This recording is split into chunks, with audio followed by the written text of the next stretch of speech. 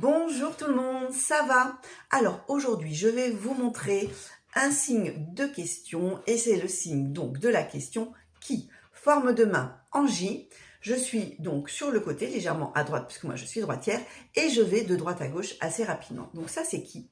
Et on va en profiter parce que dans les histoires, il y a bien sûr plein de petits personnages qui ont chacun leur caractère et leur personnalité. Donc, je vais vous montrer des petits signes super sympas pour pouvoir demander aux enfants, par exemple, dans le livre, qui est quelque chose. Alors, je vais commencer par gentil. Donc là, on a la main en moufle, on est sur le visage, on va descendre et ça, c'est gentil. Le contraire, la main, elle est en A et on va frotter comme ça des petits cercles en arrière, méchant.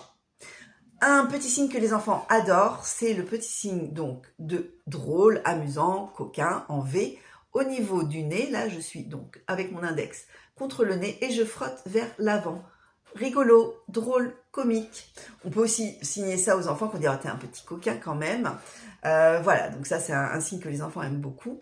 Après on a, alors c'est ce qu'on appelle la forme en majeur. Donc au départ je suis en 5, je vais abaisser le majeur, ce qui fait évidemment descendre un petit peu les autres doigts.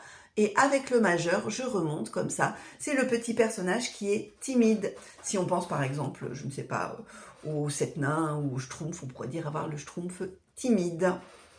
Alors, après, on a un signe, évidemment, qu'on va utiliser là dans des histoires un peu différentes. Si, crochet en 5, il y a un monstre, donc là, d'ailleurs, on est en crochet pour le monstre, on peut dire que ce personnage, il est horrible, il nous fait peur.